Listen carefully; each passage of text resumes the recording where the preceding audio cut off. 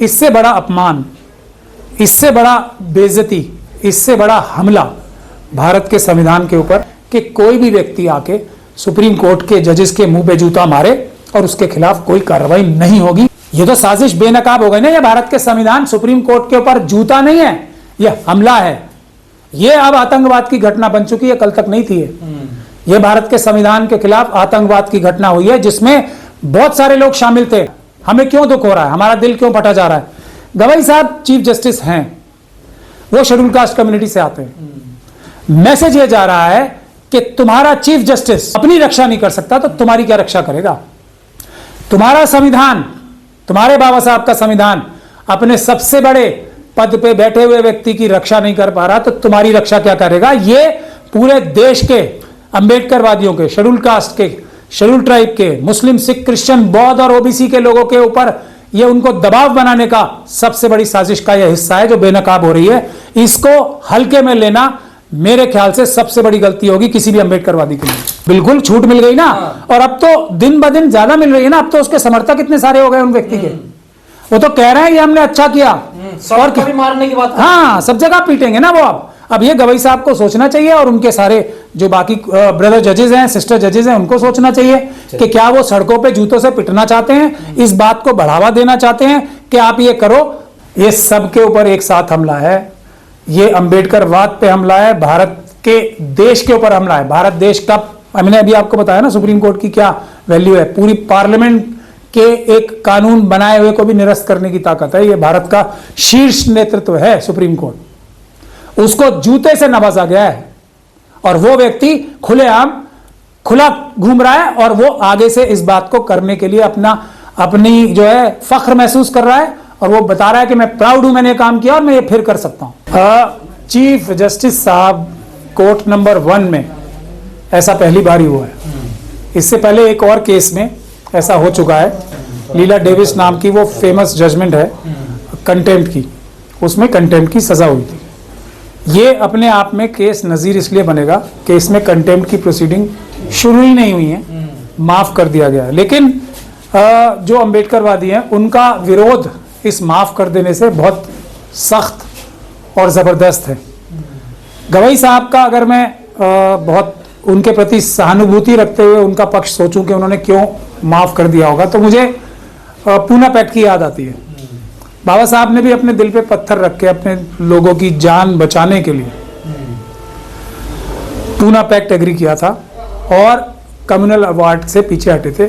जो जिसकी जितनी संख्या भारी उतनी उसकी हिस्सेदारी की सबसे बड़ी बुनियाद थी। यही अगर मैं उनके लिए सहानुभूति पूर्वक अगर विचार रखूं तब अदरवाइज इससे बड़ा अपमान, इससे बड़ा बेइज्जती, इससे बड़ा हमला भारत के संविधान के ऊपर कुछ नहीं हो सकता। और उसकी वजह मैं आपको तथ्यात्मक रूप से बताना चाहता हूं। बाबा साहब डॉक्टर भीमराव अंबेडकर ने भारत के न्यायिक व्यवस्था को, खास तौर पे उच्चतम न्यायालय को इतनी ताकत दी है, हालांकि हाई कोर्ट्स को भी वो पावर है, कि अगर पूरे देश की जो पार्लियामेंट है सारे के सारे 543 या सारे के सारे मेंबर ऑफ पार्लियामेंट्स एक मत होके वोट दें, यानी कि पूरे देश की आवाज बन के वोट दें और कोई कानून बनाए तो सुप्रीम कोर्ट उसे भी निरस्त कर सकता है, यह जानकर कि यह संविधान की मूलभूत भावना के खिलाफ है।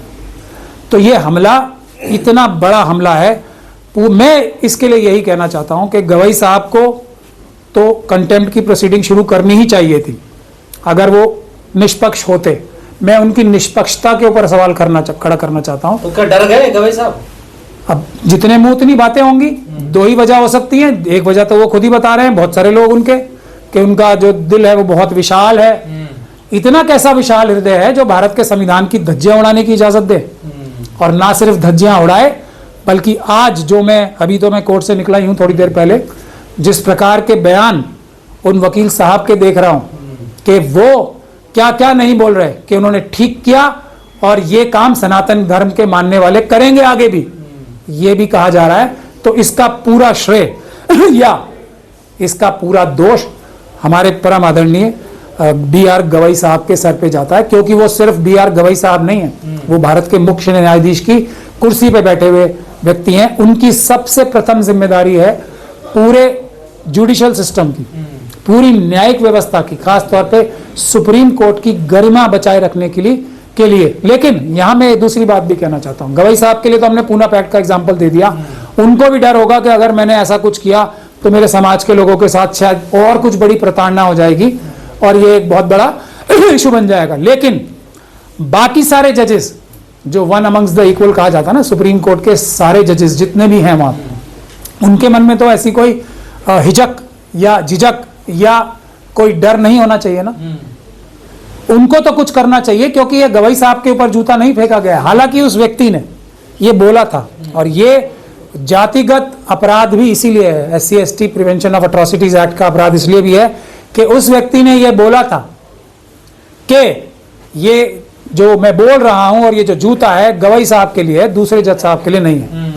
तो ये क्या पूरे सारे जजेस की जिम्मेदारी नहीं है कि ये सुप्रीम कोर्ट की अवमानना मान के इसके ऊपर वो सुओ मोटो कॉग्निजेंस लें? और आमतौर पे तो ये देखा भी गया है, जिस जज की पर्सनली अवमानना होती है वो अपना केस स्वयं नहीं सुनता, वो किसी और बेंच के सामने ही जाता है। तो इसका किसी भी प्रकार से कोई दूसरा रास्ता निकालना कि इसके खिलाफ कंटेम्प्ट और इस साजिश का, अब तो क्योंकि साजिश बिल्कुल खुल के सामने आ गई है ना, मैंने पहले भी बोला था इसके पीछे क्या साजिश है उसकी भी विवेचना होनी चाहिए, उसकी भी संज्ञान लेके उसके ऊपर भी कार्रवाई होनी चाहिए। और वो साजिश आज बेनकाब हो गई है। जो हमारे एक्स वकील साहब हैं, उनका लाइसेंस जो सस्पेंड हो गया है, पता नहीं कैसे वकील भी बन गए वो, तो उनको आज उन्होंने पूरा बात क्लियर कर दी है कि बुलडोजर जस्टिस चाहते हैं सनातन धर्म के मानने वाले, और उन्होंने चिन्हित किया अपने आप को सनातन धर्म के मानने वालों से।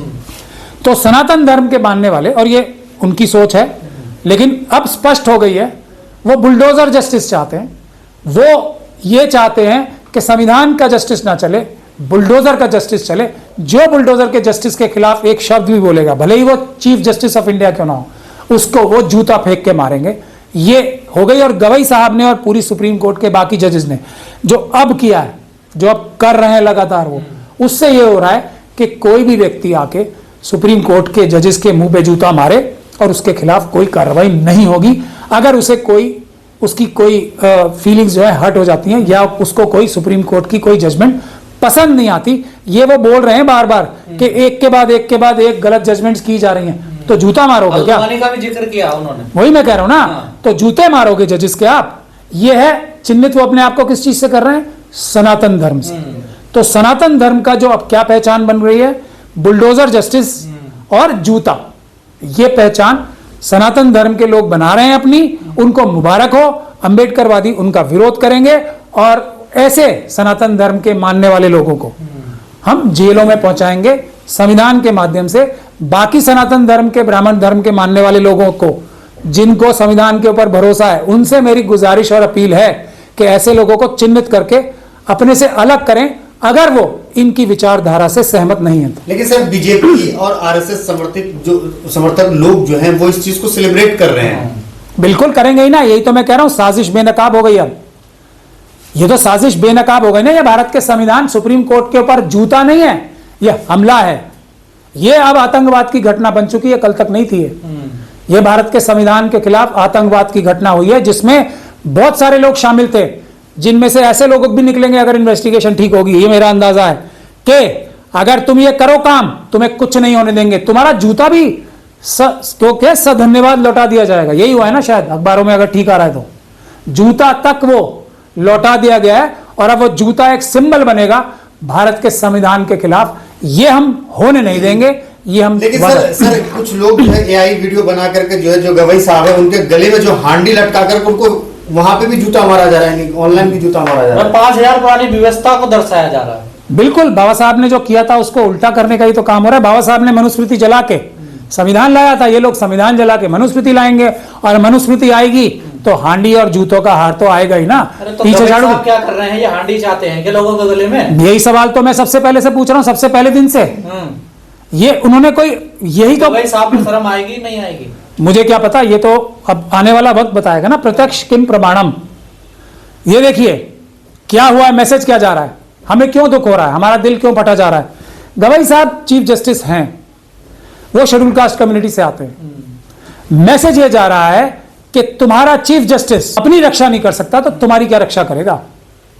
तुम्हारा संविधान, तुम्हारे बाबा साहब का संविधान अपने सबसे बड़े पद पे बैठे हुए व्यक्ति की रक्षा नहीं कर पा रहा, तो तुम्हारी रक्षा क्या करेगा? ये पूरे देश के अंबेडकरवादियों के, शेड्यूल कास्ट के, शेड्यूल ट्राइब के, मुस्लिम, सिख, क्रिश्चियन, बौद्ध और ओबीसी के लोगों के ऊपर ये उनको दबाव बनाने का सबसे बड़ी साजिश का यह हिस्सा है जो बेनकाब हो रही है। इसको हल्के में लेना मेरे ख्याल से सबसे बड़ी गलती होगी किसी भी अंबेडकरवादी के लिए। लेकिन सर जो अपराधी है वो ये भी कह रहा है कि जो पहले 7 देश थे अब 57 देश हो गए हैं।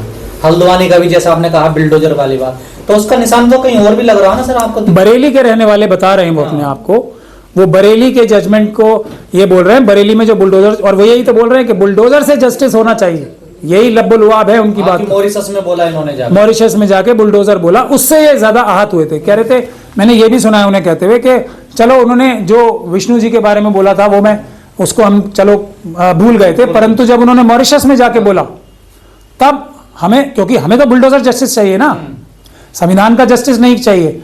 अब मैं गवई साहब की मानसिकता को अगर पढ़ने की चेष्टा करूं, आपने मुझे भी देखा ना, कई बार मैं मुस्लिम समाज के लोगों को बहुत सख्ती से उनके बारे में बोलता हूं या मजाक में भी कई बार कई चीजें बोलता हूं, क्योंकि मुझे ऐसा लगता है कि ये मेरे अपने लोग हैं, मैं इनके बारे में तो ये लिबर्टी ले ही सकता हूं, इनके बारे में कुछ मतलब इस प्रकार का मजाक भी करने की लिबर्टी ले सकता हूं मैं, या कोई ऐसी मजाहिया बात करने की भी लिबर्टी ले सकता हूं। गवई साहब ने भी शायद ये सोचा होगा कि मैं तो इसी सनातन धर्म का ही तो एक हिस्सा हूं, तो मैंने तो अपने बारे में ही, अपने लोगों के बारे में ही ऐसा बोला है, तो इसको इसके विषय में किसको परेशानी होगी? वो अपना समझ के उन्होंने बोला ना। पर वो परेशानी पर ये बात ने दिखा दिया कि गवई साहब जो है ना, भले ही वो चीफ जस्टिस ऑफ इंडिया हो गए, लेकिन वो उस परिधि में अंदर नहीं आए, उनको अपना नहीं माना जाता, वो अपने आप ऐसी बातें नहीं कर सकते। बहुत सारे लोग ने, एक हमारे वो यूपी के मेंबर ऑफ पार्लियामेंट थे जिन्होंने जो ब्राह्मण धर्म के देवी देवता है उनके बारे में